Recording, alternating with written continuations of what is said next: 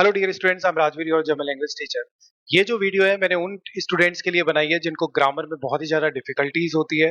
और एक बार आपने ग्रामर अपने बिहाफ पे भी देख ली है, जहां कहीं भी आप स्टडी करते हो, और उसके बाद में आपको फास्ट रिवीजन करना है, या फिर आप एकदम बिगिनिंग लेवल पे हो, सपोज आप किसी वेबसाइट के थ्रू या फिर किसी वीडियोस के थ्रू आप जर्मन लैंग्वेज लर्न कर रहे हैं, और आपको again and again difficulties face होती है कि कैसे हमें जर्मन को पॉइंट टू पॉइंट कनेक्ट करना चाहिए, डॉट्स को कनेक्ट करना चाहिए। तो उसके अकॉर्डिंगली मैंने एक नॉर्मल सिंपल इजी एक्सप्लेनेशन दिया है, और उसके साथ में आपको कुछ एग्जांपल्स दिए हैं ताकि आप बहुत इजीली इन चीजों को समझ सको। यहाँ पे हमने A1 जो है उसकी पूरी ग्रामर को कवर अप करने की कोशिश की है।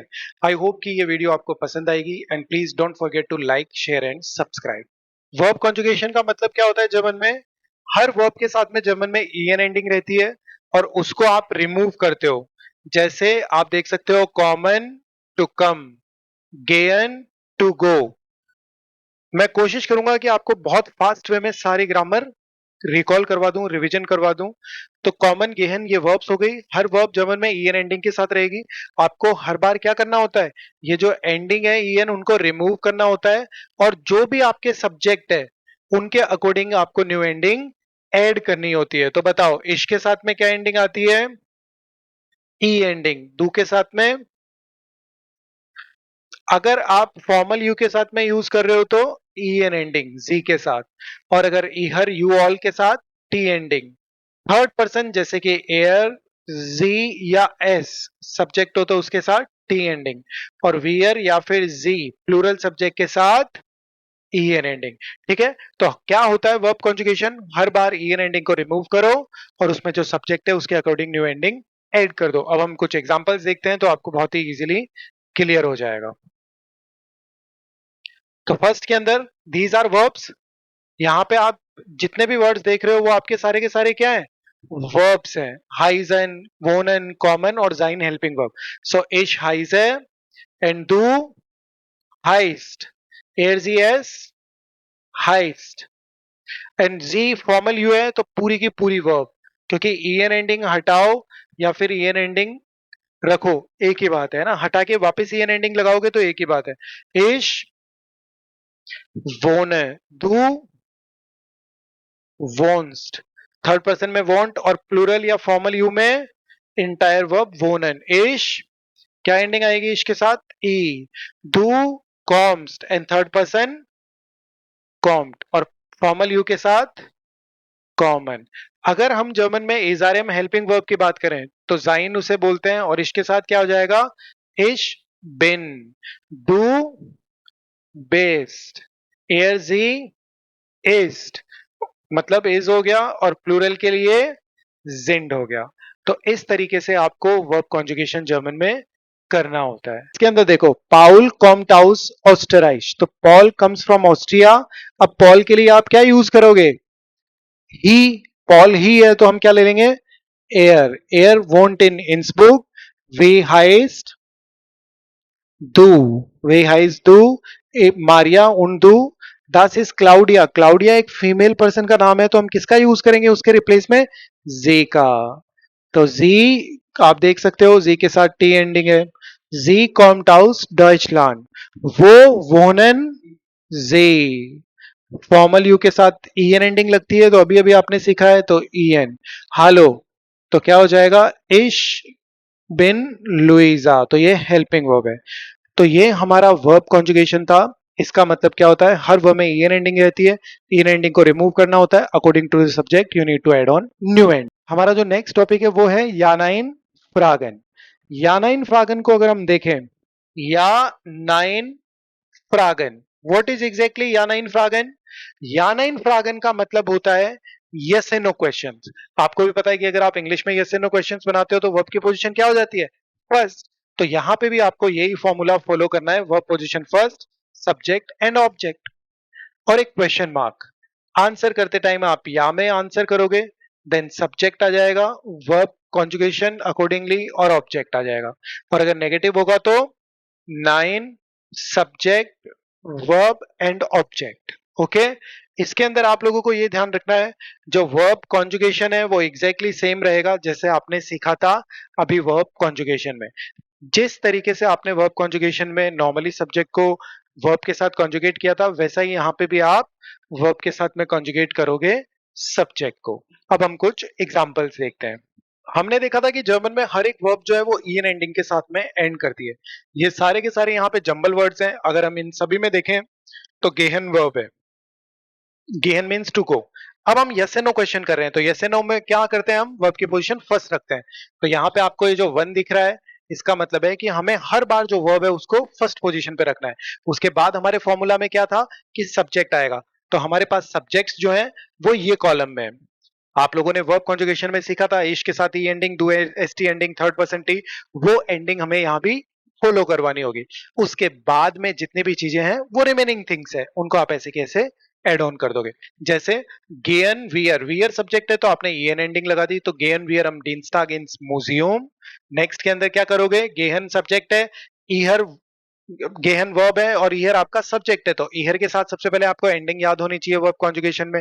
गेहन के साथ में, ईहर के साथ में आप क्या एंडिंग यूज करते हो, टी एंडिंग। तो क्या हो जाएगा, सबसे पहले हम लगा देंगे गेट ईयर अम मिटवॉक इंस कीनो और क्वेश्चन मार्क। ऐसा ही हम नेक्स्ट सेंटेंस में करेंगे। अब आप बहुत इजीली बना सकते हो, गेहन में वर्ब है और दू यहाँ सब्जेक्ट है, तो दू के साथ क्या एंडिंग लगती है, एस टी, तो क्या हो जाएगा गेस्ट दू। बाकी चीजें ऐसे कैसे ऐड कर दोगे, गेस्ट दू अम डोनेस्टाग इन थिएटर, कि थर्सडे को are you going to theatre. Next में भी हमें ऐसे करना है, फॉर्मल यू है तो ईएन हटाओ या ईएन ऐड करो, एक ही बात है, गेहन जी अम फ्राइटाग इन रेस्टोरेंट। नेक्स्ट के अंदर वियर के साथ में भी आपको पता है कि पूरी वर्ब ही यूज की जाती है, तो क्या हो जाएगा गेहन वियर अम जामस्टाग इंस श्विमबाड। नेक्स्ट के अंदर गेहन के साथ में जी है तो इसे भी हम फॉर्मल यू मानेंगे, तो यहाँ पे भी हम गेहन जी अम जोंटाग इंस फुटबॉल स्टाडियम। ये हमारे यस एंड नो क्वेश्चन है जिसमें कॉन्जुगेटेड वर्ब फर्स्ट रहेगी और अकॉर्डिंगली सब्जेक्ट्स कॉन्जुगेट होंगे, जैसा आपने फर्स्ट टॉपिक के अंदर सीखा था वर्ब कॉन्जुगेशन। हमारा जो नेक्स्ट टॉपिक है वो है आर्टिकल्स। जर्मन में आर्टिकल्स जो होते हैं वो बहुत ही इंपॉर्टेंट रोल प्ले करते हैं। आर्टिकल्स का मतलब आपको भी पता होगा कि आपने स्कूल के अंदर इंग्लिश में द, ए एन, ये सब सीखे थे। तो वैसे ही जर्मन में भी हमारे पास आर्टिकल्स हैं, बट उनको यूज किस तरीके से करना है वो टोटली डिफरेंट है। आपको पता है कि इंग्लिश के अंदर द और एन का जो यूज है वो एक डेफिनेट और इंडेफिनेट थिंग्स के लिए किया जाता है, और जर्मन में आर्टिकल्स जो है, आपने जब जर्मन स्टार्ट किया तो उसके साथ में आपको बहुत सारी वोकैब के साथ में कभी देयर दिखाई देता है, कभी दी दिखाई देता है, कभी दास दिखाई देता है और कभी अगेन दी दिखाई देता है। तो ये जो देयर दी दास आपको दिखाई देता है वो एक्चुअली किसका इंडिकेशन है कि जर्मन में anything can be male female neutral. अगर किसी नाउन के आगे देयर आर्टिकल आए तो इसका मतलब आपको समझना है कि वो जो नाउन है वो जर्मन में मेस्कुलिन है। आपको इंग्लिश और हिंदी के साथ में कंपेयर नहीं करना है। अगर किसी नाउन के आगे दी लिखा है तो इसका मतलब वो जो नाउन है वो फेमिनियन है। अगर किसी नाउन के साथ दास आए तो इसका मतलब वो नाउन न्यूट्रल है। और अगर दी आए तो आपको भी पता है कि हर चीज का अगर किसी भी नाउन का प्लूरल है तो वो अलग ही दिख जाता है, जैसे हाउस हाउसेस, ठीक है, कार कार्स, तो वो अलग ही दिख जाएगा। तो आपको दी फेमिनियन और प्लूरल में कंफ्यूज होने की जरूरत नहीं है। इन सभी का जो ट्रांसलेशन होता है वो द होता है, ये भी आपको ध्यान रखना है। इनके इंडेफिनेट आर्टिकल भी है, जैसे कि आइन, आइने, आइन, और प्लूरल में कुछ नहीं, क्योंकि प्लूरल में ए और एन हो ही यूज ही नहीं हो सकता। और इनके नेगेटिव आर्टिकल भी है, वो क्या हो जाएंगे, काइन, काइने, काइन, और प्लूरल में काइने, और इनका मतलब क्या होता है, नेगेटिव। जर्मन में जब भी आप नाउन को नेगेटिव बनाते हो तो किसके साथ बनाते हो, काइन वर्ड्स के साथ, और अगर वर्ब को नेगेटिव बनाते हो तो निस्ट के साथ। वर्ब हो, एडजेक्टिव हो, एडवर्ब हो, इनको अगर आप नेगेटिव बना रहे हो तो निस्ट के साथ यूज करना है। अब हमें ये देखना है कि आपको कैसे पता चलेगा कि कौन सी नाउन देयर है, कौन सी दी है और कौन सी दास है। तो उसके लिए आपको एक डिक्शनरी यूज करनी है जिसका नाम है डिक डॉट सी सी। या फिर आप एक रिवर्सो डिक्शनरी है, उसका भी यूज कर सकते हो। जब भी आप कोई नाउन अगर सर्च कर रहे हो तो वो हमेशा कैपिटल लेटर में रहेगा। उसको सर्च करने के बाद में आप डिक्शनरी में देखोगे तो वहां पे आपको पता चल जाएगा कि दैट पर्टिकुलर नाउन जो है वो देयर, दी या दास, यानी कि मेल है, फीमेल है या न्यूट्रल है। और उसी के अकॉर्डिंगली आप उनके इंडेफिनेट आर्टिकल भरोगे और उसी के अकॉर्डिंगली आप उनके नेगेटिव आर्टिकल्स भरोगे। अब हम देखते हैं कुछ एग्जांपल्स। स्क्रीन पे जैसे आप लोगों को कुछ नाउन्स दिख रहे हैं, बट इसमें ये प्रॉब्लम है कि आपको पहले से वो आर्टिकल्स याद होने चाहिए, तभी आप इनको करेक्ट कर सकते हो। तो अगर हम यहाँ पे देखें तो बान ऑफ जो है उसका आर्टिकल देयर है, होटल जो है उसका आर्टिकल दास है, राट हाउस जो है उसका आर्टिकल दास है, फ्लुगहाफन जो है उसका आर्टिकल मेस्कुलिन है यानी कि देयर है। तो हम ऐसे कहेंगे देयर बान ऑफ, दास होटल, दास राट हाउस, देयर जे, देयर फ्लुगहाफन, देयर फ्लुस, दी किर्श, दी स्टास है। अब आप लोग सोच रहे होंगे कि मुझे इनके आर्टिकल्स कैसे बताए। एक्चुअली आर्टिकल्स को आपको लर्न ही करना होगा। ये जर्मन का रूल है कि आपको आर्टिकल्स को बहुत अच्छे से लर्न करना है। तो इसीलिए जब आप एक बिगिनिंग फेज में हो तो आप लोगों को हमेशा ध्यान रखना है कि कोशिश करना है कि जो भी नाउन्स आप लर्न कर रहे हो विथ आर्टिकल लर्न करने की कोशिश करना है। हालांकि जब आप थोड़ा सा एडवांस जाते हो तो कुछ वर्ड्स के एंडिंग्स भी है जो आपको हेल्प करती है पर्टिकुलर मेल फीमेल न्यूट्रल पता लगाने में, बट वो 40 to 50% ही है। बाकी टाइम पे तो आपको लर्न ही करना होगा। यहाँ पे भी आपको आर्टिकल्स दिख रहे हैं, जैसे कि नाम जो है वो देयर में आ गया, एड्रेस फेमिनिन है, नूमर जो है दी है, साल जो है दी है, लान जो है वो दास है, इश्प्राक है जो फेमिनिन है, परजोन जो है फेमिनिन है, दी परजोन है, दास बुक है, देयर फुसबाल है, दास वोखनएंड, दास थिएटर, दास रेस्टोरों, दास म्यूजियम, दास श्विम्बार्ड, दास auto, their Techniker, die Studentin, their Arzt, die Klinik, die Stunde, der Tag, die Woche, der Monat und das Jahr। तो इसी तरीके से आप लोगों को इन चीजों को ध्यान रखना होता है कि आर्टिकल्स आप कोशिश करो जब आप बिगनिंग फेज में हो तो आर्टिकल्स के साथ में लर्न करो, क्योंकि जब आप एडवांस लेवल्स में जाते हो तो इनका इंपॉर्टेंस आपको समझ में आएगा। आगे भी इन्हीं से सब कुछ चलेगा। अब अगर हम एग्जांपल्स देखें इंडेफिनेट आर्टिकल्स के तो आपको ये ध्यान रखना है। सबसे पहले हम डेफिनेट आर्टिकल्स फिल करते हैं। दी स्टार्ट, दास रेस्टोरों, दी स्ट्रासे, देयर बानहोफ। हो सकता है ये आपको आर्टिकल्स याद नहीं है बट अभी मैं लिख रहा हूं तो आपको देखना है। दास राट हाउस और देयर मार्क्ड। आप लोगों को याद है जब हमने आर्टिकल्स लिखे थे। अब अगर आपको इंडेफिनेट आर्टिकल लिखा फिल करना है तो अगर आप देयर वाले कॉलम में थे तो उसी से नीचे आओगे, और अगर नेगेटिव भी करना है तो उसी में नीचे आओगे। इस तरीके से आपको इंडेफिनेट और नेगेटिव आर्टिकल्स भरने होते हैं। जैसे कि दी स्टार्ट था, अगर आप उसमें देखोगे आपने अगर लिखा है तो दी अगर फेमिनिन में आप देखोगे तो इंडेफिनेट के लिए क्या आता है, आइन आता है, आइन है, आइन है। अगर दास वाले में देखोगे तो दास में क्या आता है, आइन। तो अगर मुझे बोलना हो दी स्टार्ट यानी कि द सिटी, अगर मुझे बोलना हो ए सिटी तो मुझे कहना होगा आइने स्टार्ट। ओके, नेक्स्ट में दास रेस्टोरों, द रेस्टोरेंट, आइन रेस्टोरों, ए रेस्टोरेंट, दी स्ट्रासे, द स्ट्रीट, आइने स्ट्रासे, ए स्ट्रीट। अगर यहां पे देखें तो देयर बान ऑफ, द रेलवे स्टेशन, और आइन बान ऑफ, ए रेलवे स्टेशन, दास राट house, ein Rathaus, the town hall, a town hall, they are marked, ein mark। तो इस तरीके से आपको ये भी एड ऑन करना आ जाएगा। नेक्स्ट में अगर हम देखें सो यहाँ पे आपको हमेशा इनके आर्टिकल्स पता होना बहुत ही जरूरी है। फिशर प्लूरल है, किर्शर फेमिनियन है, मेस्कुलिन है और न्यूट्रल है। अब हमें ये देखना है आइन आइन है या फिर कुछ भी नहीं आएगा, क्योंकि प्लूरल में आइन आइन है ये सब यूज नहीं होता है। तो फर्स्ट के अंदर देखो दास हालिया इस्ट आइन थिएटर, इम इन शिफर, इम इन शिफर, ब्रेमन ईस्ट, फेमिनियन है तो फेमिनिन में इन दोनों में से क्या आएगा, ब्रेमन ईस्ट आइन स्टार्ट, क्योंकि फेमिनियन में आप लोगों को भी पता है कि हमने क्या यूज किया था, आइन है। उस चार्ट में अगर आप नीचे देखोगे तो क्या आ जाएगा, आइन है। सो ब्रेमन इस्ट आइन स्टार्ट। नेक्स्ट वन टैक्सी फारर ईस्ट, बेरूफ मेस्कुलिन है तो क्या आएगा, ein. So Taxifahrer ist ein Beruf, auf dem Markt kauft man, यहां कुछ भी नहीं आएगा बिकॉज फिश इज प्लूरल, तो प्लूरल के अंदर कुछ भी नहीं आता. देयर मिशेल इस्ट फेमिनियन है तो आइने किर्श. नीना इस्ट आइन नामे, ठीक है, मेस्कुलिन के अंदर आइन का यूज किया जाता है. और ऑस्टराइश इस्ट आइन लान.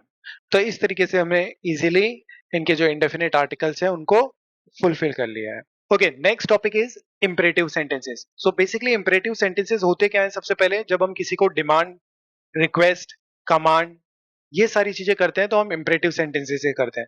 जैसे अगर इंग्लिश में आप इंपरेटिव सेंटेंसेस बनाते हो तो प्लीज का यूज करते हो कि please give me the book, please call me tomorrow, please come to the school, like this.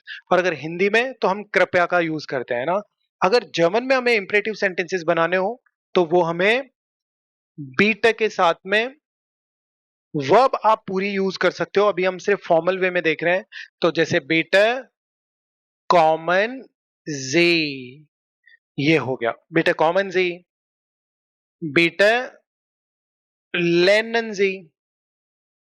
तो इस तरीके से आपको कोई भी कॉन्सेप्ट यूज नहीं करना है. अगर आप फॉर्मल यू में बना रहे हो तो उसके साथ में आपको पूरी वर्ब यूज कर देनी है और जी का यूज करना है. और अगर इन्हीं सेंटेंसेस को अगर अपन इनफॉर्मल में बोलेंगे, क्योंकि देखो कई बार हम बेटे कॉमन जी, मान लीजिए कोई हमसे बड़ा है, उसको भी कह सकते हैं कि प्लीज यू कम.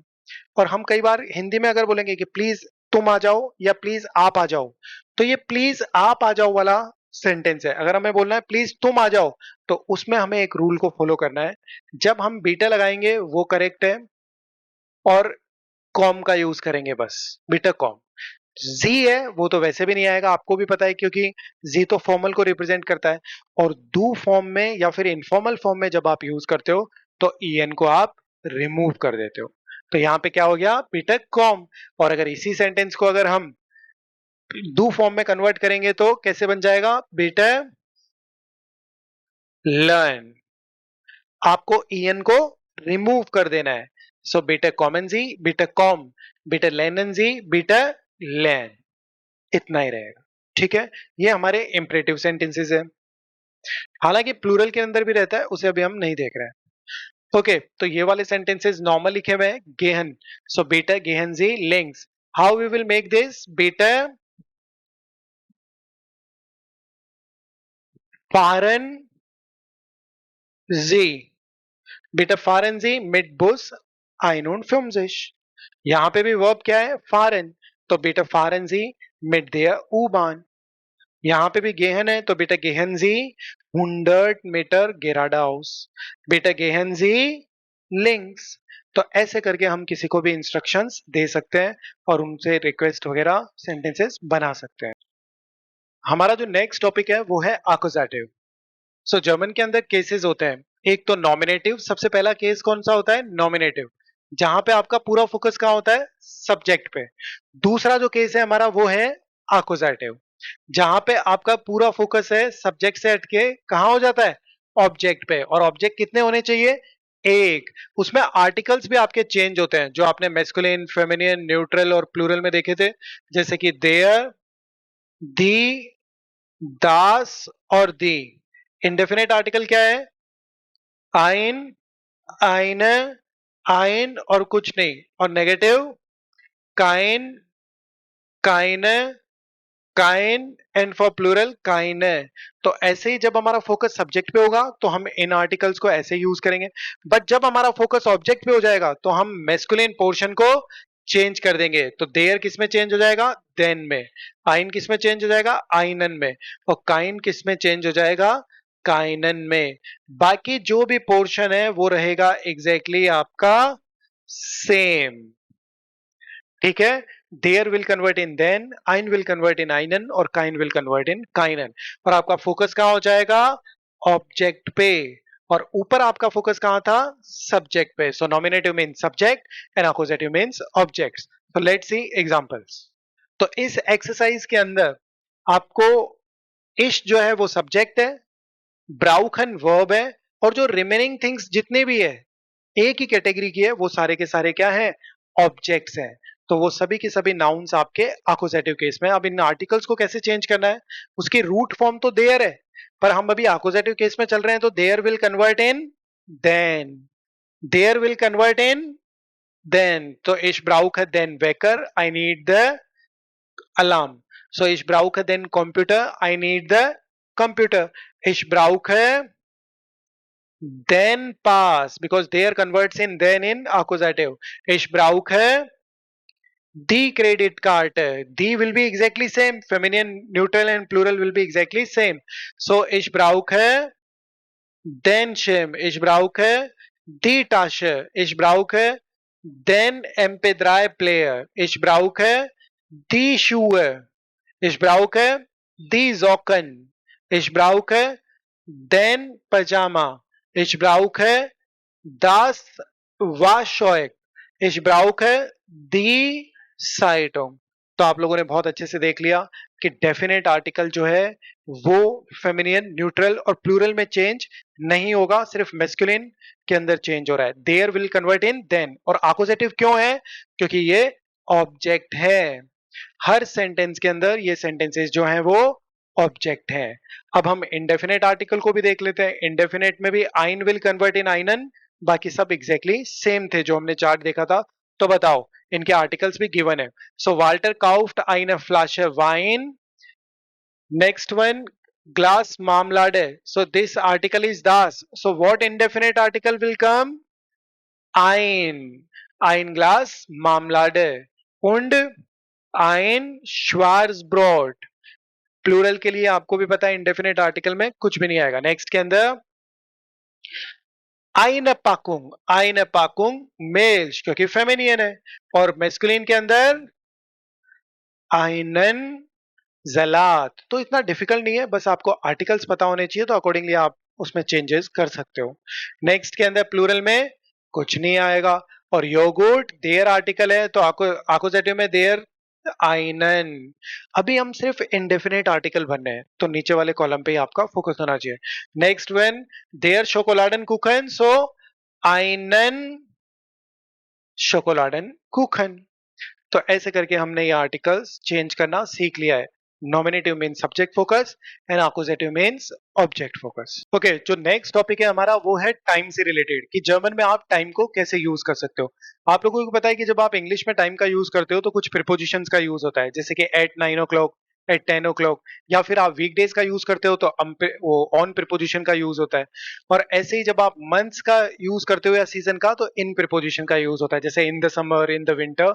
वैसे ही हमारे पास जर्मन में अगर आप वीकडेज की बात करते हो तो आपको हमेशा किस प्रीपोजिशन का यूज करना है? Which preposition you will use always? Am Montag, am Dienstag, am Mittwoch, am Donnerstag, like this. और for weekend also am Wochenende है। उसके बाद अगर आप टाइम का यूज करते हो तो और उहर का यूज, जैसे एट 9 o'clock, एट 10 o'clock, तो 9 Uhr, 10 Uhr, 12 Uhr, like this you can add on। हम अगर halb की बात करते हैं जर्मन में, जैसे कि halb 9, तो इसका मतलब 9:30 नहीं है, जर्मन में एक नंबर लेस करना पड़ता है, तो halb 9 मीन्स 8:30। कभी कभी हम टाइम इस सेंस में भी यूज करते हैं कि इस ड्यूरेशन से इस ड्यूरेशन तक, तो उस सेंस में आपको दो प्रीपोजिशंस का बहुत अच्छे से यूज करना है, फोन और बेस। जैसे कि फोन मोन्टाग बेस फ्राइटाग, फ्रॉम मंडे टू फ्राइडे। फोन 9 बेस ज्वॉल्फ, फ्रॉम 9 to 12। अगर आप सीजन्स और मंथ्स की बात करते हो तो आपको यूज करना होगा इम प्रीपोजिशन को, जैसे कि इम समर, इम विंटर। तो इस तरीके से हमारा ये जो टाइम है उसमें आपको इन प्रीपोजिशंस का यूज करना है। अगर हम अब एग्जांपल्स देखें तो आप देखो कि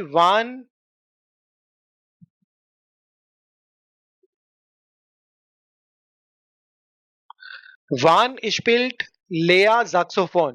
So which day, on which day? First of all, am Montag, on Monday, and from when to when? Von halb fünf bis Viertel nach fünf, from 16:30 to 17:15. Viertel means quarter, 15 minutes of time. Wann is Lea in the Uni? So Lea जो है वो university में कब होती है? तो आपको देखना है यूनिवर्सिटी में वो कब कब होती है। डोनस्टाग को, फ्राइटाग को, डोनेस्टाग को फोन आक्स, तो आप कैसे कह दोगे? डोनेस्टाग, पहले इसको सेटल करते हैं। डोनेस्टाग फोन आक्ट बिस ज़ोल्फुआ। और अगर फ्राइडे को फ्राइटाग फोन आक्ट बिस ड्राइसेनुआ, ऐसे आपको कर देना है। उसके अलावा भी उसके और टाइमिंग्स भी है, बट आपको एक एग्जांपल के लिए इनफ है। नेक्स्ट, वन फेट लेया टेक टैक्सी। लेया जो है वो टैक्सी कब ड्राइव करती है? तो जी फेट टैक्सी अम मोन्टाग फोन आक्सेन बिस स्वायुन स्वांजेशुआ। नेक्स्ट वन श्विम्ट जी, वो कब स्विमिंग करती है? मिटवॉक, सब जगह आपको प्रिपोजिशन जरूर यूज करनी है। मिटवॉक फोन आक्ट बेस स्टेन हुआ। ठीक है। नेक्स्ट के अंदर वन गेट जी इन स्कीनो, वो मूवी कब जाती है? तो जी गेट इन स्कीनो मिटवॉक स्वांजेशुअर। अब आपको फोन बेस लगाने की जरूरत नहीं है, क्योंकि एक पर्टिकुलर टाइम आ रहा है स्वांजेशुअर। नेक्स्ट के अंदर वन डांस्ड जी, कि वो डांस कब करती है? ध्यान रखना, वन जो क्वेश्चन वर्ड है वो वेन का सेंस देता है, और किस सेंस में? टाइम के लिए। सारे क्वेश्चन इसी से बनते हैं। सो वन डांस्ड जी, तो क्या हो जाएगा? जी डांस्ड फ्राइटाग einen Swansea। तो इस तरीके से आप वीकडेज, टाइमिंग और फ्रॉम टू की डिस्टेंस भी बता सकते हो टाइम। ओके, तो जर्मन में अब हम आगे बढ़ते हैं और देखते हैं हमारा नेक्स्ट टॉपिक। नेक्स्ट टॉपिक जो है वो है पजेसिव प्रोनाउंस। पजेसिव प्रोनाउंस का मतलब ये होता है कि जब आप किसी थिंग के साथ अपनी बिलोंगिंग दिखाते हो, तो वहां इंग्लिश में आप किसका यूज करते हो? माई बस, my car, my bike, his brother, there mother, ऐसा।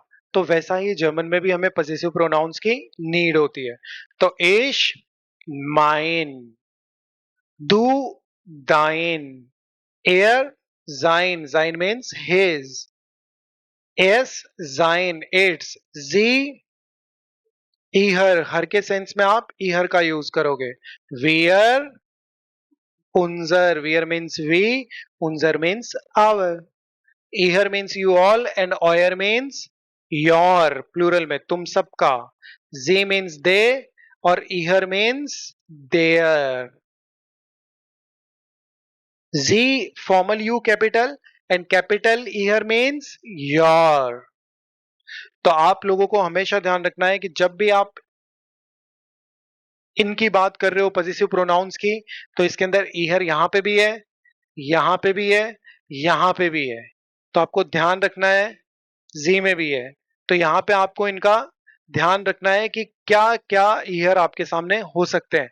एक ईयर का मतलब हर है, एक ईयर का मतलब देयर है, एक ईयर का मतलब यू ऑल है, और एक ईयर का मतलब कैपिटल में योर है। बट आपको बिल्कुल भी टेंशन नहीं लेनी, क्योंकि ये सारा का सारा डिपेंडेंट होता है कॉन्टेक्स्ट पे।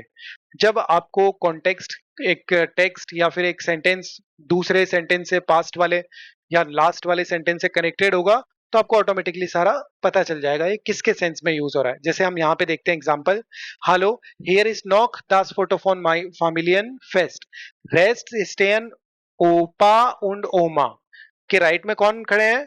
Grandfather and grand mother.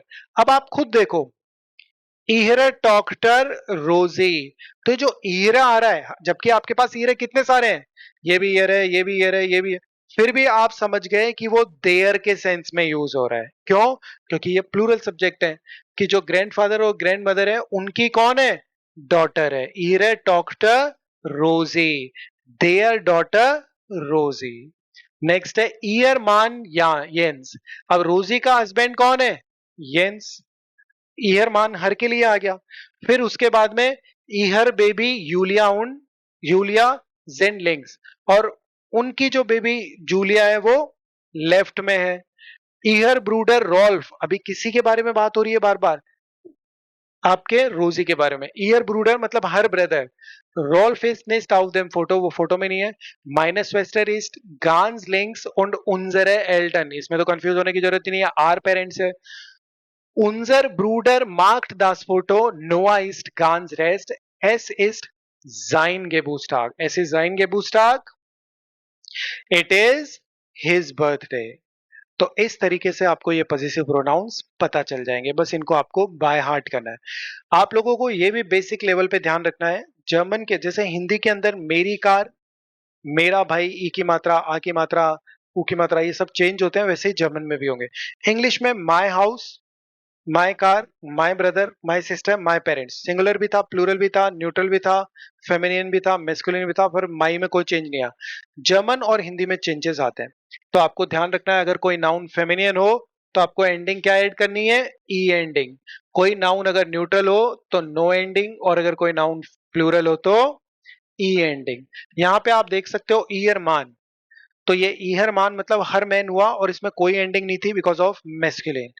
अगर आप आगे देखो तो उन्जरे एल्टन है, उन्जर का मतलब आर होता है, बट यहाँ पे ई एंडिंग लगी है क्योंकि उन्जरे एल्टन जो है वो प्लूरल है, तो इसका आपको ध्यान रखना होता है जर्मन में। जैसे माइन फाटर, मेस्कुलिन है फादर तो माइन फाटर, और अगर मदर की बात करेंगे तो माइने मुटर, फेमिनियन में ई एंडिंग लगेगी। ओके ओके, जो नेक्स्ट हमारा टॉपिक है वो है मॉडल वर्ब्स। आपको भी पता है कि हर एक लैंग्वेज के अंदर मॉडल वर्ब्स जो है वो बहुत ही इंपॉर्टेंट होती है। मॉडल वर्ब्स जैसे इंग्लिश में आपने कैन, कुड, शुड, मे, ये सारी देखी है, ऐसे ही हमारे पास जर्मन में भी मॉडल वर्ब्स है। सबसे पहले हमें एक फॉर्मूला देखना होगा कि जर्मन में हम मॉडल वर्ब्स के सेंटेंसेस किस तरीके से बनाते हैं। आपको सब्जेक्ट लेना है, मॉडल वर्ब को कॉन्जुगेट करना है। अभी तक आपने जितनी भी जर्मन सीखी है उसमें आप कॉन्जुगेट किसको कर रहे थे, मेन वर्ब को, बट अब आप मॉडल वर्ब के अब किसको कॉन्जुगेट करोगे, मॉडल वर्ब को। उसके बाद में ऑब्जेक्ट, और जो मेन वर्ब है, अब की बार आपका जो सेंटेंस स्ट्रक्चर है वो चेंज हो रहा है।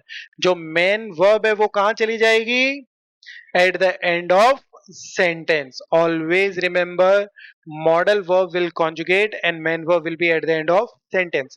And if you are making yes and no question, तो yes and no question में भी modal verb की first position आ जाएगी, और still आपकी जो main verb है वो कहाँ रहेगी, at the end of sentence, और आ जाएगा question mark। तो देखो, और अगर W question भी आया तो उसके बाद modal verb आएगी, सब्जेक्ट आएगा, ऑब्जेक्ट आएगा, और आपकी जो मेन वर्ब है वो स्टिल कहां पे रहेगी, eight the end of sentence. तो कहने का मतलब है मॉडल वर्ब से किसी भी तरीके के सेंटेंसेस बन जाए, main verb will be always at the end of sentence, never ever this position will change. I am talking about just for beginning level, आगे की हम बात नहीं कर रहे हैं। तो आपको ध्यान रखना है बिगिनिंग लेवल पे main verb at the and, eight the and, eight the and, चाहे किसी भी कैटेगरी का सेंटेंस हो। मॉडल वर्ब की पोजीशन इधर उधर हो सकती है। मॉडल वर्ब्स की अगर हम बात करें तो हमारे पास कौन कौन सी मॉडल वर्ब्स हैं, म्योस्टन, म्योस्टन मीन्स वुड लाइक, म्योस्टन मीन्स वुड लाइक। क्योनन, क्योनन means can, this is also a modal verb. ड्यूरफन, मे और अलाउ। म्योगन, like. Next one, musen, musen means must. Next one, zollen, zollen means should. Next one, wollen, wollen means want. तो ये जो है वो हमारी बेसिक मॉडल वर्ब्स है और बहुत ही फ्रिक्वेंटली यूज्ड है। यानी कि म्योस्टन वुड लाइक, क्योनन कैन, ड्यूरफन मीन्स मे और अलाउ, म्योगन मीन्स लाइक ओनली, म्यूसन मीन्स मस्ट, जोलन मीन्स शुड, एंड वॉलन मीन्स वांट। अभी इनका हम कॉन्जुगेशन नहीं देख रहे हैं, डायरेक्ट एक्सरसाइजेस देखते हैं। आपको जो मॉडल वर्ब्स हैं उनका कॉन्जुगेशन इरेगुलर होता है। इश के साथ क्या आएगा, मुस। आप लोगों ने जो पहले एंडिंग सीखी थी इश के साथ ई, वो यहाँ फॉलो नहीं हो रही है। आपको ये ध्यान रखना है थर्ड पर्सन और इश का जो कॉन्जुगेशन है वो एग्जैक्टली सेम रहेगा। इश, मुस, विल और कान, डू, मोस्ट, डू विल्स्ट और डू कांस्ट। एयर्स यस थर्ड पर्सन में एग्जैक्टली सेम है, तो मुस, विल, कान, और प्लूरल में कोई चेंजेस नहीं आएंगे, तो म्यूसन का म्यूसन, वोलन का वॉलन, और क्योनन का क्योनन। ईयर के साथ टी एंडिंग है सभी में तो कोई प्रॉब्लम नहीं है, और फॉर्मल यू और प्लूरल के साथ में एग्जैक्टली सेम, म्यूसन का म्यूसन, कोई चेंजेस नहीं आएंगे, वोलन का वोलन और क्योनन का क्योनन। तो इस तरीके से आपको देखना है। अगर हम इस टेक्स्ट के अंदर देखें तो सभी जगह आपको कॉन्जुगेटेड वर्ब जो है वो कहां मिलेगी? Eight the and. इशमोस हम अंडरलाइन करेंगे, इशमोस ग्लाइश इंस ब्यूरो, फिर वापस से कान, इश कान नूर कुर्स श्राइबन। I can only write you short. तो देखो कान मॉडल वर्ब है, मेन वर्ब श्राइबन है। नेक्स्ट में heute müssen wir viel, main verb क्या है? अर्बाइटन। अर्बाइटन मीन्स टू वर्क, कि हमें बहुत ज्यादा वर्क करना पड़ेगा। नेक्स्ट है aber am Abend wollen wir noch eine Statue machen. तो modal verb conjugated, main verb still at the and. Next one, ihr muss nach Hause gehen. Next one, die Kinder wollen nicht in die Schule, sie müssen Hausaufgaben machen. तो machen eight the end of sentence. Next के अंदर können nicht genug computer Spielen, Spielen main verb at the end of sentence. Next के अंदर musst du, this is a yes or no question. मैंने आपको बताया था ना, किसी भी कैटेगरी का हो main verb will be eight the and. musst du viel arbeiten, kannst du mich um 7 Uhr um 10 Uhr anrufen? तो anrufen means to call at the end। dann können wir sprechen, तो können जो है वो model verb है और sprechen main verb है। तो आप लोगों को पता चल गया कि जब भी आप मॉडल वर्ब से सेंटेंसेस बनाएंगे, मॉडल वर्ब कॉन्जुगेट होगी, main verb will be eight the end of sentence. यहाँ पे अगर हम इस एक्सरसाइज को देखें तो इसमें आपको 2 नंबर जो है वो अच्छे से दिख रहा होगा। इसका मतलब है कि यहाँ पे आपको हर बार मॉडल वर्ब को लेके आना है और जो मेन वर्ब है वो हमेशा इन्फिनेटिव फॉर्म के अंदर, यानी कि बिना कॉन्जुगेट किए ईएन एंडिंग के साथ हमेशा एंड में लेके आना होता है। अगर हम फर्स्ट ऑप्शन की बात करें, फर्स्ट इज ऑलरेडी डन, तो माखन इज मेन वर्ब। नेक्स्ट के अंदर फारन मेन वर्ब है, तो हम पहले फारन को लिख देते हैं। थर्ड के अंदर ब्लाइवन मेन वर्ब है, तो हम ब्लाइवन को कर देते हैं। फोर्थ के अंदर ट्रेफन मेन वर्ब है, तो हम ट्रेफन को eight the end of sentence लिख देते हैं। और गेहन जो है लास्ट के अंदर, तो हम गेहन को लिख देते हैं। आपको एक सिंपल सा कॉन्सेप्ट ये पता है कि किसी भी कैटेगरी का सेंटेंस हो, main verb will be eight the end of sentence in modal verbs. अब हमें सब्जेक्ट ले लेना है, मॉडल वर्ब को कॉन्जुगेट और रिमेनिंग थिंग्स। तो अगर हम यहां पे देखें तो जी के साथ हम मुस का यूज करेंगे, जो मुस मॉर्गन नाक बर्लिन फारन। नेक्स्ट के अंदर ihre Familie, ihre Familie muss in München bleiben। Remaining information को ऐड कर दो बस। bleiben, bleiben means to stay। Next one, Johanna Kahn, तो Johanna Kahn abends Freunde treffen। Next one, ihre Kinder, next में क्या आ जाएगा? ihre Kinder wollen, modal verb wollen है यहाँ पे, तो ihre Kinder wollen ins Kino gehen। तो बस इन्हीं चीजों का आपको ध्यान रखना है। Modal verb conjugated and main verb at the end of sentence without conjugation. यहाँ पे हमें अप्रोप्रिएट मॉडल वर्ब को फाइंड आउट करना है। wollen wir heute zusammen kochen, कि do we want to cook together। Next one, 9 इश कान। इश के साथ आपको पता है कान का कॉन्जुगेशन होता है, इश कान लाइडन इस्ट आई कांट इश। जब भी आपको कोई काम करना पड़ता है तो आप म्यूसन का यूज करोगे, इश मुस knock अर्बाइटन। hast du morgen Zeit, dann können wir, ins Kino gehen, then we can go for movie। 9 morgen Abend mache ich Sport। वे दू के साथ क्या एंडिंग आएगी? st। तो willst du mit kommen, do you want to come along। gute Idee, dann machen wir morgen zusammen Sport und danach können wir ins Kino gehen। तो इस तरीके से हमने सभी में देख लो, कॉन्जुगेशन मॉडल वर्ब का है और main verb at the end of sentence है। इसी तरीके से आपको मॉडल वर्ब में सेंटेंसेस का ध्यान रखना है और यह भी ध्यान रखना कि आपने जब से जर्मन स्टार्ट की है उसके बाद अब सेंटेंस में चेंजेस आए। नेक्स्ट जो है एक बहुत ही छोटा टॉपिक है। जैसे आप लोगों ने नंबर सीखे हैं जर्मन में, 1, 2, 3, 4, 5, 6, 7, तो हम जब भी इंग्लिश के अंदर अगर हम देखें तो 1 2 3 4 9, 1 2 3 4 5 6 7 8 9 10 नॉर्मल है। बट अगर हम बोलते हैं कि इन विच क्लास आर यू, तो हम बोलते हैं I am in the 10th class. तो ये जो कॉन्सेप्ट होता है, अगर वैसे ही हमें जर्मन में बोलना है तो आपको हमेशा जो भी नंबर है उसके साथ टन का यूज करना है। यहाँ पे आप देख सकते हो फियटन एस्टन ऑन फोर्थ और फर्स्ट। जैसे आप इंग्लिश में बोलते हो फर्स्ट सेकंड थर्ड फोर्थ, एक होता है 1 2 3 4 और एक होता है फर्स्ट सेकंड थर्ड फोर्थ। तो जो जर्मन में इंग्लिश में आप फर्स्ट सेकंड थर्ड फोर्थ बोलते हो, तो जर्मन में कैसे बोलोगे? आपको टन का यूज करना है। जैसे कि फियटन एस्टन यानी कि फोर्थ ऑफ फर्स्ट, फियटन यानुआर हार्ट एंग्लिका गेबूस्टाग। तो फिर एंटोन का गेबूस्टाग कब है? अम नॉयन आपको पता है, उसमें टन ऐड कर दो। अम नॉइंटन स्वाइटन हार्ट एंटोन गेबूस्टाग। और अब मार्कल का अम जोल्फ बोलते हो, टन लगा दो जोल्फटन। और थ्री को क्या बोलेंगे? द्रीटन। इसका थोड़ा अलग है, द्रीटन। नेक्स्ट के अंदर इंस का हम जीपटन फियटन। 20 और 5 को हम स्वांजिस्टन फ्यूम्फ्टन। और 1 और 6 को हम एस्टन और जेक्सटन।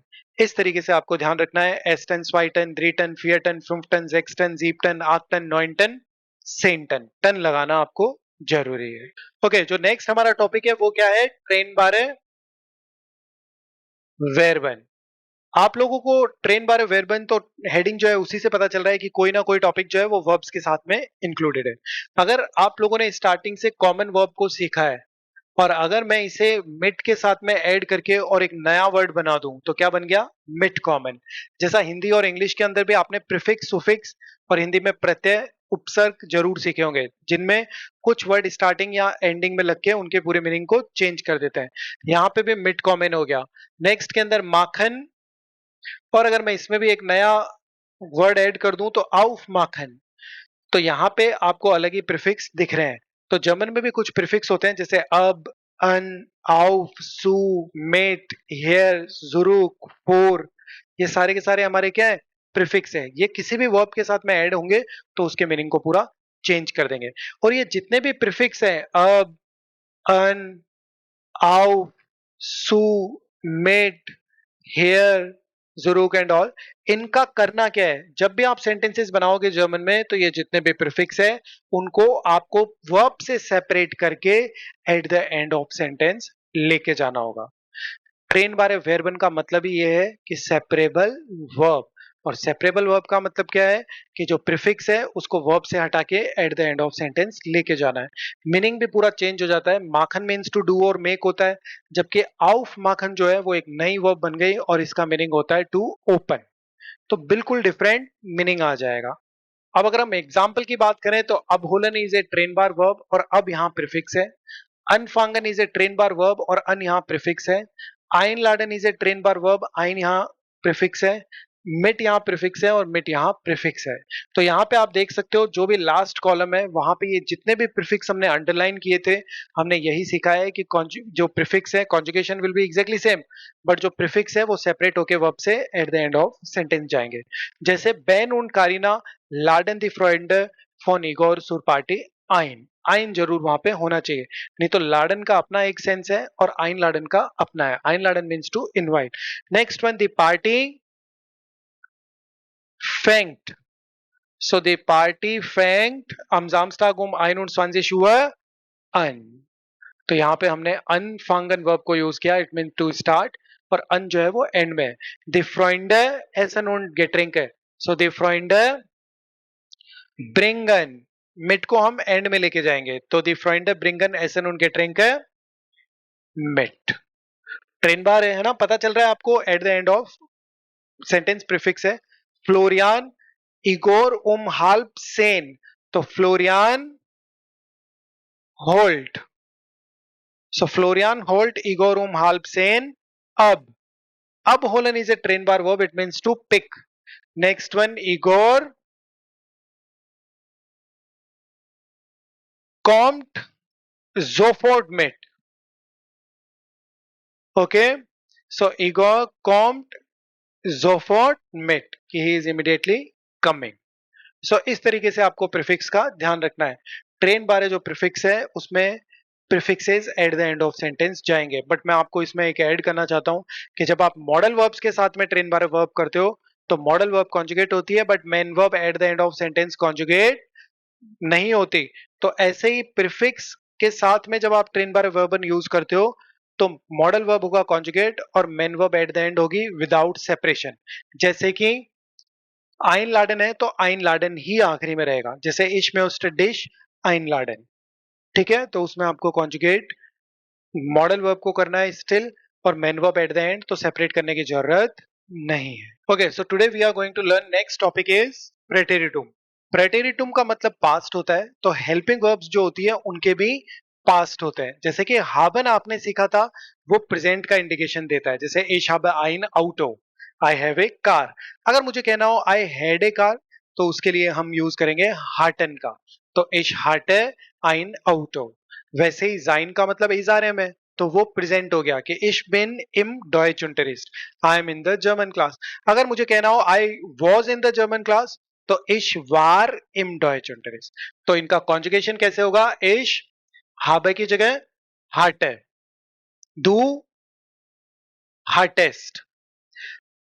थर्ड पर्सन हार्ट है तो इश और थर्ड पर्सन का कॉन्जुगेशन एग्जैक्टली सेम, वियर कोई चेंजेस नहीं, हटन, ईयर हार्टेड, और फॉर्मल यू और प्लूरल के लिए हटन। वारन में कैसे चेंज होगा, इश वार आई वॉज, डू वार्स्ट, and third person exactly same, एज एस वार, वियर वारन, ईहर वार्ट, और नेक्स्ट के अंदर वारन।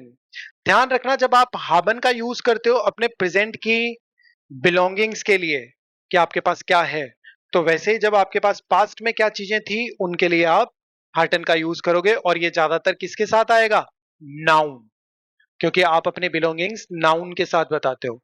जब आप किसी प्लेस पे थे पास्ट के अंदर, या किसी पर्सन के बारे में बता रहे हो वो ऐसा था वो वैसा था, तब भी इनका यूज होता है। और अगर कोई प्रिपोजिशन है ये सब है तो इनमें भी इन्हीं का यूज होगा। अब हम देखते हैं इनके examples. Okay, now we will see some examples. इश वार, सो इश वार इन इटालियन, आई वॉज इन इटली। डू वार्स्ट क्रंक, यू वर इल। द किंडर हार्टन, द किंडर हार्टन फील स्पास। अब जब बिलोंगिंग्स की बात आएगी तब हम हार्टन का यूज करेंगे।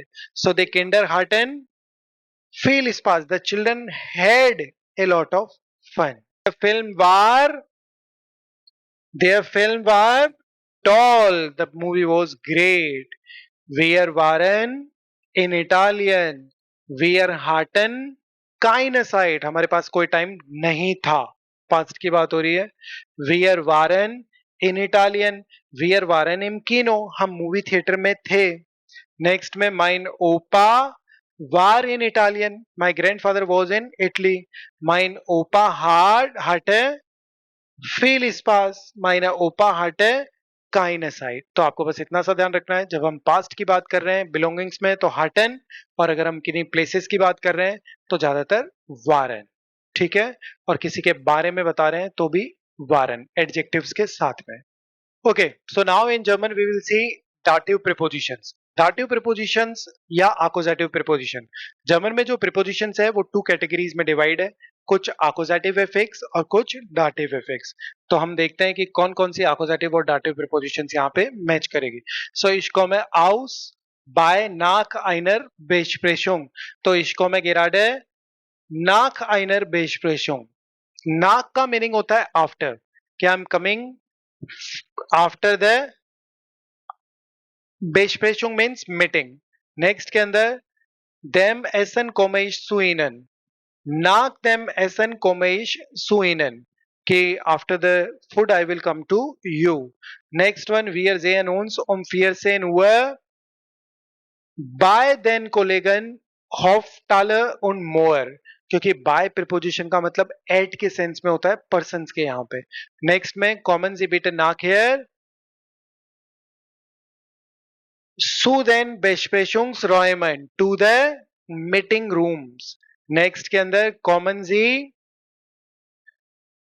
mit einer Kollegin zum Meeting, कि with the colleague come to the meeting। Next one, haben Sie die E-Mail phone their firma, because phone preposition gives the sense of. हमने देखा house preposition from, by means at, knock means after. Again knock after, so if you are going to person, अगर आप persons के यहाँ जा रहे हो तो सू preposition, और person के यहाँ से आ रहे हो तो phone preposition. by at के सेंस में, house from के सेंस में, और सू persons के पास या फिर कोई public places पे आप जा रहे हो तो सू preposition. वैसे ही meet means with, phone means off. Okay, so you have to take care. German में आपको ध्यान रखना है कि जब भी आप डाटिव प्रीपोजिशंस को कर रहे हो तो आपने जब वो आर्टिकल सीखे थे, मैस्कुलिन में देयर, फेमिनियन में दी, न्यूट्रल में दास और प्लूरल में दे, तो उनमें डाटिव प्रीपोजिशन या डाटिव केस के टाइम पे चेंजेस आएंगे, जैसे आपने अक्यूजेटिव में देखा था. सो देयर विल कन्वर्ट इन देम, दी विल कन्वर्ट इन देयर, दास विल कन्वर्ट इन देम, एंड दी विल कन्वर्ट इन देन. Ein will convert in einem, einer, einem, and negative or plural nothing. Negative will be keinem, keiner, keinem, and keinen. Always remember, in German some prepositions are fixed dative and some are fixed accusative. When you are doing fixed dative prepositions, then accordingly you have to change the articles masculine, feminine, neutral and plural. And if you are doing accusative prepositions, as like we have seen, जो हमने देखा था accusative case, उसके accordingly करना है. अभी हमने जो preposition देखी थी वो सारी कौन सी थी? dative. अब अगर हम एग्जाम्पल्स की बात करें तो नाक दास मीटिंग है. नाक इज फिक्स डाटिव प्रीपोजिशन, तो हम क्या करेंगे, नाक और न्यूट्रल में आर्टिकल जो दास है वो किस में कन्वर्ट हो जाएगा? देम. सो नाक them meeting, after the meeting. Next के अंदर इश्गे है मेट. आईना कोलेगिन जो है वो फेमिनियन है, तो किस में कन्वर्ट हो जाएगा? इश्गे है मेट आइनर कोलेगिन. नेक्स्ट में सू दास एसन है, सो सू दास विल कन्वर्ट इन देम, सू देम एसन. नेक्स्ट में नाक प्लस दास है, तो दास विल कन्वर्ट इन देम, सो नाक देम एसन. आफ्टर दैट बाय देयर शेफ है, तो देयर विल कन्वर्ट इन देम, तो क्या हो जाएगा? Bye them chef. नेक्स्ट के अंदर फोन है और उसके साथ दी है, तो किस में कन्वर्ट हो जाएगा? फोन फेमिनियन किस में कन्वर्ट हो जाएगा? दी से देयर में, सो फोन देयर मार्केटिंग अपटाइलुंग. और सू के साथ में भी दी है, तो किस में कन्वर्ट हो जाएगा? देयर में, सो सू देयर शेफिन to the boss. Next one फोन के अंदर दी आ रहा है, तो फोन देयर फिर्मा शोल्स. एंड आफ्टर दैट फोन प्रीपोजिशन है और उसके साथ में मेस्कुलिन है, देयर है, तो कन्वर्ट हो जाएगा फोन देम. सो फोन देम मिटरबाइटर हाउस देयर मार्केटिंग अपटाइलुंग. इस तरीके से आपको ये चेंजेस करने भी आने चाहिए. मेस्कुलिन, फेमिनियन, न्यूट्रल, प्लूरल जो हमने एक चार्ट बनाया था अभी, उसके अकॉर्डिंगली वो चेंज हो रहे हैं. आपने जर्मन में कई बार सू प्लस देम की जगह आप डायरेक्टली क्या कर सकते हो? सुम. शॉर्ट में आप सू प्लस देम की जगह सुम भी लिख सकते हो. सू प्लस देयर की जगह सुर भी यूज कर सकते हो, और बाय प्लस देम की जगह बायम भी यूज कर सकते हो, और फोन प्लस देम की जगह फोम भी यूज कर सकते हो. ऑलवेज रिमेंबर, ये जो आर्टिकल्स है, चाहे वो अक्यूजेटिव केस में हो, नॉमिनेटिव केस में हो, डाटिव, सबका मीनिंग क्या है? द. तो यहाँ पे ये सुम और सू प्लस देम एक ही बात है.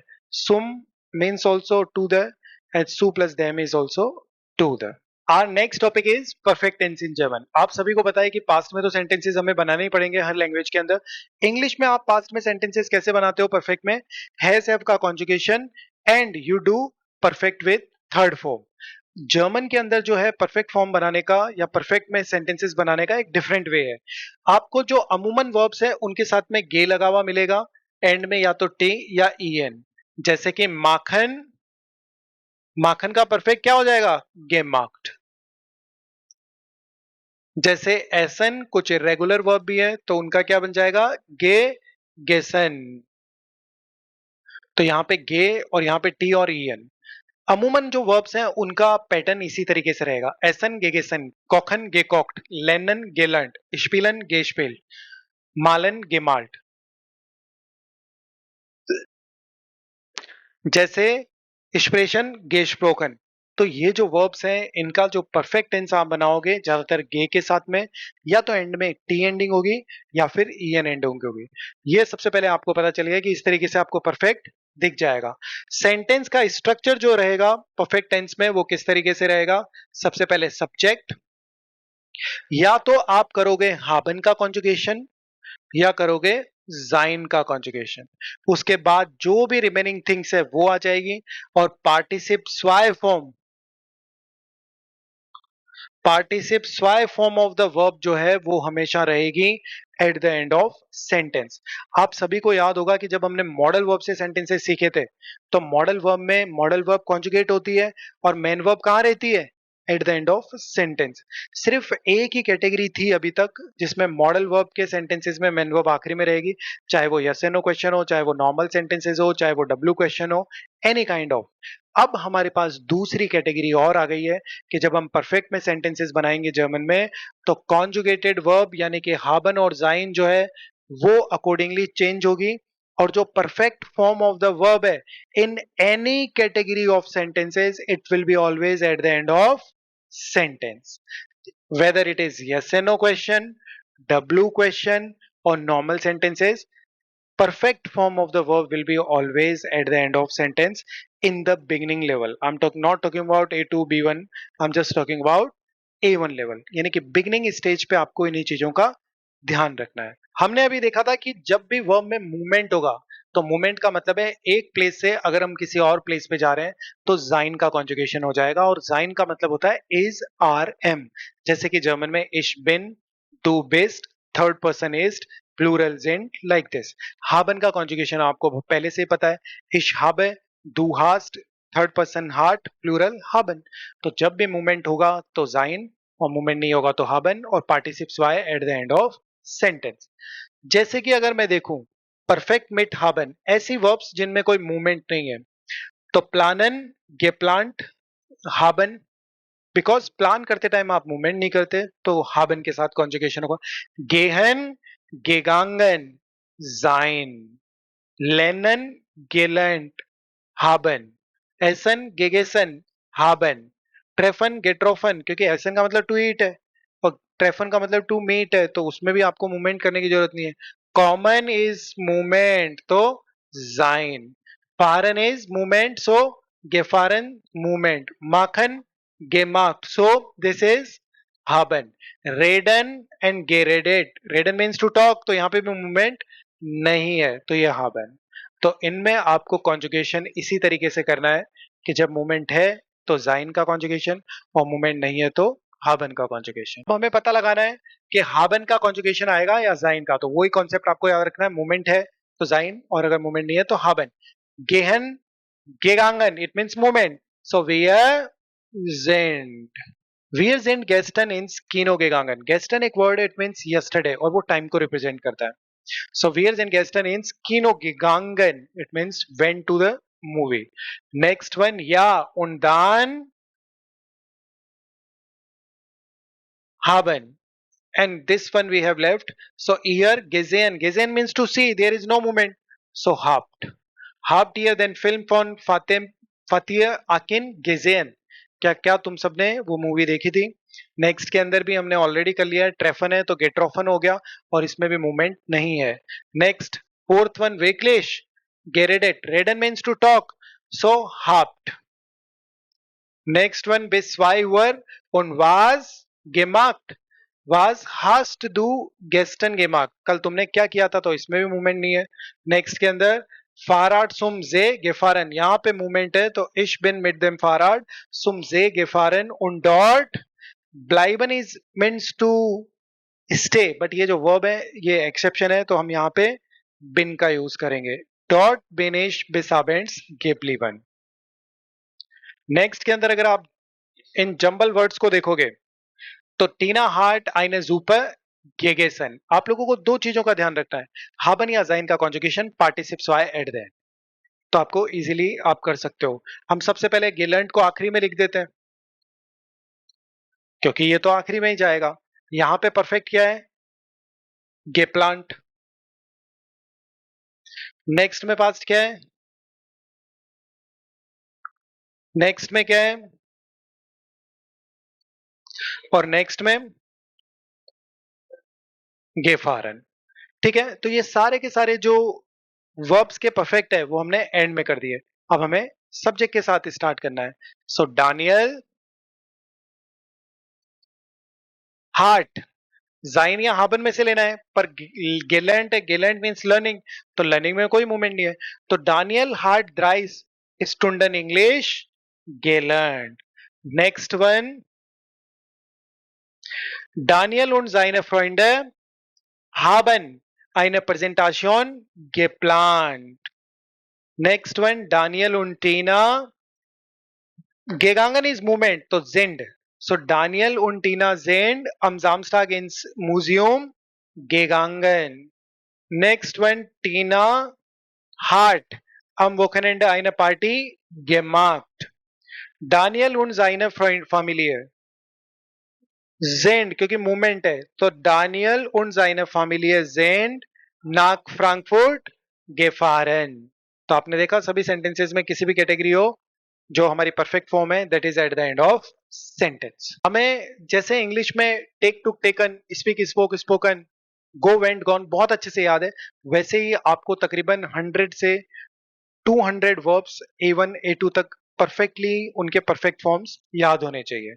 सो एसन gegessen, finden gefunden, geben gegeben, lesen gelesen, nehmen genommen, schlafen geschlafen, schreiben geschrieben,